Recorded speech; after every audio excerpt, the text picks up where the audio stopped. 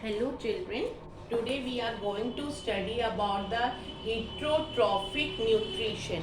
Okay children, you know about the autotrophic nutrition. So today we are going to start the topic that is heterotrophic nutrition children. Now what does heterotrophic nutrition mean? Children, you know animals and non-green plants.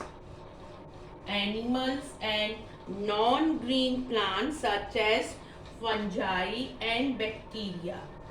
Such as fungi and bacteria. Animals and non-green plants such as fungi and bacteria, they cannot prepare their own food children. They are unable to prepare their own food.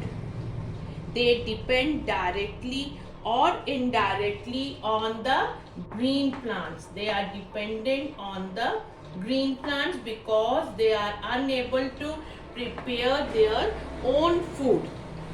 So this mode of nutrition is known as heterotrophic nutrition children. As you know children that the green plants prepare their own food and the non-green plants, fungi and bacteria, they cannot prepare their own food. They are dependent on the green plants for their food. So this mode of nutrition is known as heterotrophic nutrition. What do we call this mode of nutrition children? This is known as a heterotrophic nutrition. And you also know that the sun is the ultimate source of energy. You know that sun is the ultimate source of energy. Fine children. Now let us discuss the heterotrophic nutrition in plants. So first of all we'll discuss about the parasites children. Let us discuss about the parasites. Now, parasites are the organisms that live in or on other living organisms and derive their food from them. What are that parasite children? Organisms that live in or on other living organisms and derive their food from them children. That are the parasites. For example, let us discuss with an example children. For example, dodder is a plant that sucks food from another plant using root-like structures. Using root-like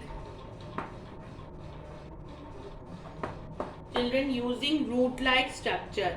Dodder is a plant that sucks food from another plant. How does it suck the food from other plant? Using root-like structures. What are that plants known as? That plants are known as parasites. They are known as parasites children. The plant from which a parasite gets its food, what is it known as? That is known as a host. What is host children? The plant from which a parasite gets its food, this is known as host. Okay, this is about the parasites children. Now some parasitic plants like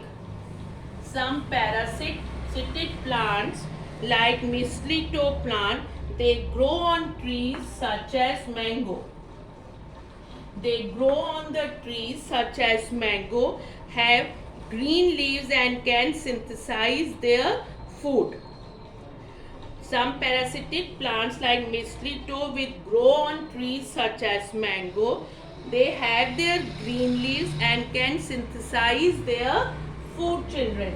But they take water and mineral.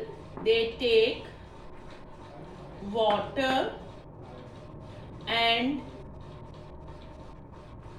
mineral from the host. So what type of plants are they? They are known as partial parasites. What are they known as, children? They are known as partial parasites. Okay. Now after that we will discuss about the other type of a plant, that is insectivorous plants. The plant kingdom also has plants that consume insects. What does they do? They consume insects, children. Okay. Venus flytrap and pitcher plant. Venus fly trap and pitcher plant. Venus flytrap and pitcher plant grow in soil that is not so rich, children.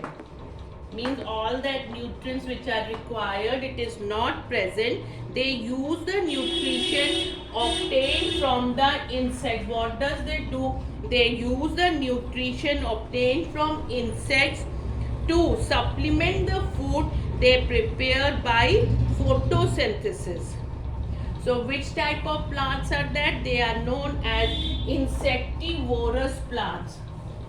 What are they known as, children? They are known as insectivorous plants. What are they known as? These are known as, children, insectivorous plants. Okay.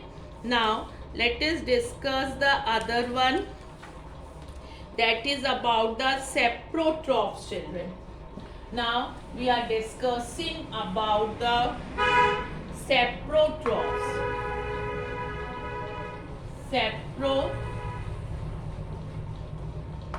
Saprotrophs, organisms that live on dead plants and animals and derive their food from them.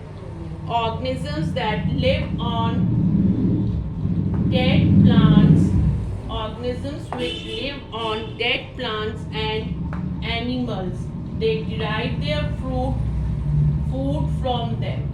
That are the saprotrophs, children. Now, method of getting nutrients from dead and decaying matter in the form of liquid. In which form, children? In the form of liquid. The method of getting nutrients from dead and decaying matter in the form of liquid. What is it? What type of nutrition it is, children? Saprotrophic nutrition. That is known as saprotrophic nutrition. Okay.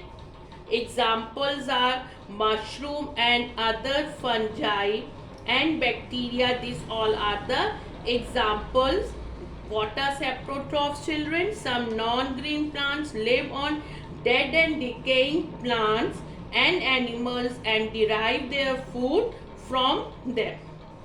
Okay. Now, fungi and bacteria use this mode of nutrition. So, they are known as saprotrophs, or we can call them as a saprophytes. Saprophytes.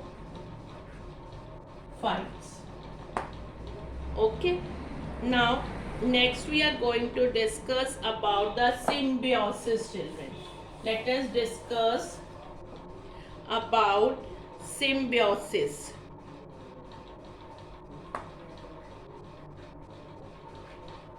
Okay.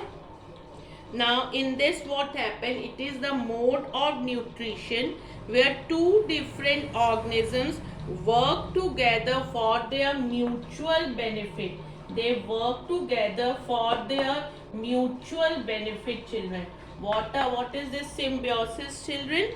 The mode of nutrition where two different organisms work together for their mutual benefit. Now let us take an example. For example, alga which is autotroph. Alga which is autotroph, children. Okay. And fungus, what is it? You all know that is saprophyte. This is saprophyte, children. Okay, live together in lichen. They live together in lichen. The fungus, what is the role of this fungus, children? The fungus supplies water and mineral to the cells of the alga. This fungus supply water and mineral to the cells of the alga. And what is the role of this alga? This supplies the food to the fungus, while the alga supplies food to the fungus. So, such mutual relationship which is beneficial to each other, that is known as symbiosis. What is this symbiosis, children? I am just telling you with the example. This alga and fungus, what does they do? This alga supplies food to the fungus and fungus supplies water and mineral to the alga. So this is a mutual beneficial relationship. What is it known as? This is known as symbiosis. Okay. Now let us discuss the another point, children. That is the most important, replenishing nutrients in the soil. Replenishing nutrients in the soil, children. Now plants absorb nutrients from the soil. What does the plants do? They absorb the nutrients from the soil. The plants absorb nutrients from the soil. Okay. The plant absorb nutrients from the soil. So what happened? Therefore, the amount of nutrients in the soil goes on decreasing. The amount of nutrients here in the soil where the plants are growing, they keep on decreasing, children. So on a farm, these nutrients have to be added. Now these have been decreasing, so the nutrients have to be added in the soil. So in the form of what? In the form of manure and fertilizer. In the form of manure and fertilizer it is done, children. These manures and fertilizers contain plant nutrients such as nitrogen, potassium and phosphorus. Okay. Now most crops require a lot of nitrogen. Most crops, children, require a lot of nitrogen. They require a lot of nitrogen to make proteins. Okay, fine, children. So what happens after the crop is harvested? The soil becomes deficient in nitrogen.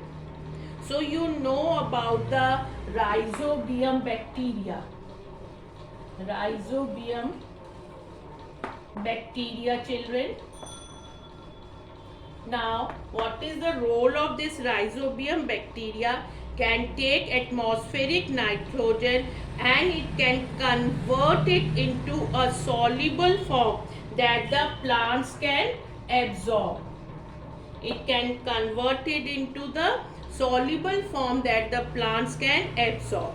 And children, one more thing, this rhizobium bacteria cannot make its food, so it lives in the root of leguminous plant like gram, peas and mung.